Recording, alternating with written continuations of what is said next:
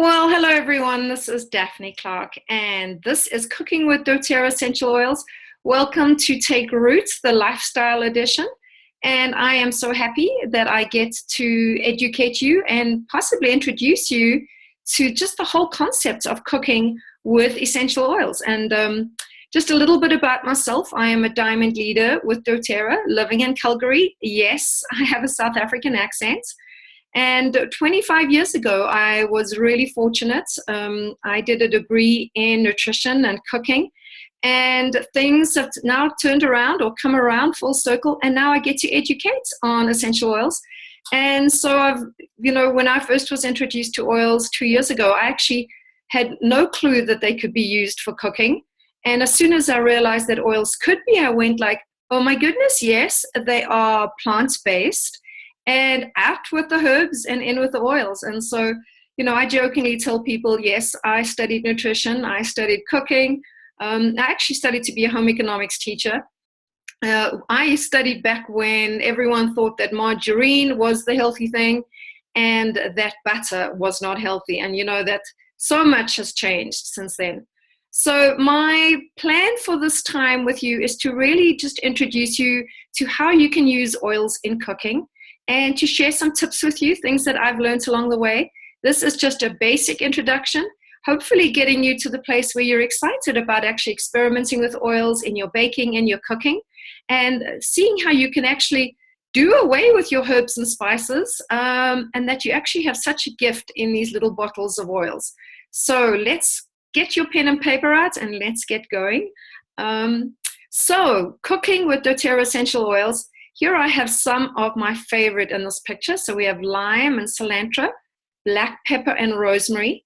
And out of the 300 plants that we can get essential oils from, there's only about 75% of doTerra oils that can be taken internally. So one of the things I do want to address, because I know it is a concern for some people when they first introduced to essential oils, is, are they safe to use? And believe it or not, many people think that it's a really new thing that we are using oils for cooking, but oils have actually or can be found in so many different types of foods. So yes, the first thing that I want to just look at, are essential oils safe to ingest? And that is a question I had when I first started my oil journey. Yes, my first oil that was actually ever introduced to me was around 5 years ago. I was given oil of oregano. And I did take that internally, but I soon found out that oil was really diluted. But when moving to Calgary, I went after trying to find a place that I could get lemon oil. And I headed off to the health food store, and I was told at the health food store, when she found out, the particular lady helping me, that I wanted to use lemon in my water, she said, no, you cannot. It is not an oil that is safe. And that's where I realized that there are different gradings of oils. So this is where doTerra oils come in. And yes, you can safely use oils internally. They just need to be a pure and graded form of oils, just like doTerra is. So let's just look at a few things that I thought I would show you. Now, I know these aren't very clear, but I wanted to show you that for a long while, we've actually been using essential oils, or we use products that have essential oils. And so here is the label of an ice cream container, and there circled is oil of peppermint. So when people say, oh, I don't know if we should be taking oils internally, many of the products that we do eat will have essential oils in them. They will be a food grade of essential oils, but yes, we're still using oils. So there's an ice cream as an example. Here's peppermint patties, oil of peppermint, also not very clear. So the surprising truth is that it is safe for us to use essential oils. And then I went and I grabbed this lemon juice from my fridge, because here is lemon juice. We South Africans use it a lot in pancakes, but you will notice that there is lemon oil right over here. I didn't get to circle that, but a lemon oil has been used, not just the lemon juice, but the actual lemon oil is used in the making of this lemon juice. Okay, but we have for many, many years been using, the food industry has been using essential oils in making chewing gum, candy, chocolate, and a lot more. And so we do want to, one thing just establish is that there is a difference between cooking oils versus essential oils, okay? So here we have some of the vegetable oils. Many of these you'll be familiar with. Avocado oil. I use a lot of grapeseed in my home. Also use a lot of olive oil. There is canola. Now, what is the difference between these oils and essential oils? Well, vegetable oils contain glycerol, which we know is very greasy, and it leaves a residue and actually creates a slippery surface, on our frying pan. So that's why we put it in a pan, and it'll create that greasy surface. Now, essential oils do not. You can put an essential oil in a pan, and it's not going to create a greasy surface, okay? Vegetable oils, like these that are shown in this image, are 100% fat, where essential oils contain no fat at all. When you put lavender oil on a pillowcase, many go like, oh, is it going to stay in the pillowcase? Well, no, it's not fatty or greasy, so it will not do that, okay? So vegetable oils are also primarily pressed from seeds and nuts like avocados and olives, or even the bran of some grains. But pure essential oils are steam distilled from plants, with the exception of your citrus oils, which come from, actually, they're not steam distilled. Citrus oils are cold pressed. Okay, so that's the primary difference. When we look at essential oils here, I've got just listed a few of those that I love to use. And this just brings me to basically to say one of the oils that I absolutely love in cooking is peppermint. And at the end of this session, I'm going to share my ultimate favorite recipe with you that our family makes every single day. And I know you're going to fall in love with it. So healthy. So we're going to look at some these particular oils, how to use them in cooking. So I do want to establish at the beginning that we really need to be careful when we come to cooking with essential oils, that we're not just heading off to any store and picking up an oil and putting it into our food.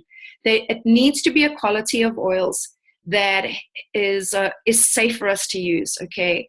So doTerra, as many of us know, has a grading called CPTG, Certified Pure Therapeutic Grade. And this means that every single liter of essential oil is graded and is safe, okay? Now, as I said earlier, not every single oil is going to be used in cooking. Not every single essential oil from doTerra is going to be taken internally. They don't need to be. About 75% of the oils can be taken internally. But this diagram just shows grapefruit. Here's an image of grapefruit. Now, the oil doesn't come from the juice. It actually comes from the rind. But it shows how this grapefruit has gone through different testings to ensure that by the time we finally get this little beautiful bottle of oil, that it is safe for us to use and to take internally. Okay, so let's look at some of the oils, and these are just a list of some of the oils that we can use. Remember, they are all plant-based, and that was the intriguing thing to me when I realized, oh yes, these are plants. Of course, we can use these in cooking. As a South African, this is said as oregano here in Canada or North America. In South Africa, we say oregano. But basically looking at quite a variety of oils that can be used in cooking and in baking, okay? So essential oils are 50 to 70 times more potent than herbs. And here we have an image with some wonderful herbs and spices. There's anise, there's some turmeric over there, coriander. I think this is thyme that's in the container. These are herbs that you're going to have in your kitchen. You're either going to have them as a fresh form or you're going to have them dried, okay? But when you take an essential oil, it is so much more powerful. And that is one of the things that we need to establish. How do we take a recipe that does not have essential oils, that uses normal herbs and spices, and actually exchange it for essential oils? Well, the one thing we need to remember is that there are approximately 60 drops of essential oils in every teaspoon of oil, okay? And so you don't want to be taking a teaspoon of oil and just putting it into your food. If you look at this image, this is our peppermints, and we know that 1 drop of peppermint essential oil is equivalent to 28 cups of peppermint tea. So the oils are really, really potent, are really, really pure, and very, very strong. So we need to be careful with how much we add to our cooking, okay? So here are some tips when we're cooking with essential oils. Here you can see you've got your peppermint, you've got some lavender, That's your basil. Oh, I absolutely love basil. Make a wonderful salad dressing with it. But just as a tip, around 1 tablespoon of dried herbs is equivalent to a half to 1 drop of doTerra essential oils, okay? So if you can't remember that in the beginning, just write it somewhere, put it on the fridge so that you know that if a recipe calls for a tablespoon of dried herbs, that you can use a half to 1 drop of doTerra essential oils, okay? Very important tip for you is this is what I've learned through experience, is do not take the oil and just tip it over into your food, and because you'll never just get 1 drop. Rather, take a teaspoon, put a drop into the teaspoon, and then if needs be, you're going to use a toothpick. Okay, so you can substitute the essential oils in recipes that call for dried herbs, spices, or even your fruit juices. Okay, or if a recipe requires the zest of a lemon or an orange, you can also use those oils. So I'm going to go through 5 tips that have really helped me in my oil journey with cooking. And the first tip is get that toothpick out, okay? Because oils are so pure, you will want to use a toothpick at times to take, dip your toothpick into the bottle if you need to use that less than 1 drop. Okay, so always start off using a half a drop to a single drop in dishes, because you can rather keep adding. But you can spoil a dish, particularly if you take a bottle of ginger and you add it to a stir fry and you just, 2 or 3 drops, that is going to be too powerful. Some oils like oregano, you need to use a toothpick, or your hot oils like cinnamon, okay? Another tip is really make sure that the containers that you use for cooking are stainless steel or ceramic, okay, or glass. You don't want to be using plastic, because many of the citrus oils will break down the plastic, and that will be unhealthy for you. All right, tip number 2. So when using doTerra essential oils, in place of the zest of 1 lemon or an orange or a tangerine, you can use 8 to 14 drops of its companion essential oil. For example, if the recipe calls for a zest of 1 lemon, grab your lemon oil and use 8 to 14 drops of a companion essential oil. So that's your wild orange. I use it in smoothies in our home. All right, so let's move on. So oregano, for sure you need to use the toothpick method. Okay, so I think this is tip number 3. So your cinnamon bark oil, your clove oil, your ginger oil, and oregano, because these doTerra oils are so much stronger than the accompanying spices or herbs. Okay, so with oregano, if you're going to put it into any Italian food that you're cooking, you need to get that toothpick out and be using it that way. Tip number 4, because essential oils are volatile and because they also are destroyed by heat. Now, that was one question I had in the beginning, was how do you use oils in cooking and still maintain the therapeutic benefits? Well, some of the oils, the therapeutic benefit is going to be destroyed by the heat. But the best is to add that essential oil right before you're serving, okay? In this way, the heat will evaporate less. But there are times that you need to actually, with like basil and oregano and rosemary, you want to simmer these oils for a while to really enhance the flavor. So you're just going to have to experiment and see how things work for you. First, starting off with how much oil you put in, and then for how long you want those oils to actually be in your products or your food.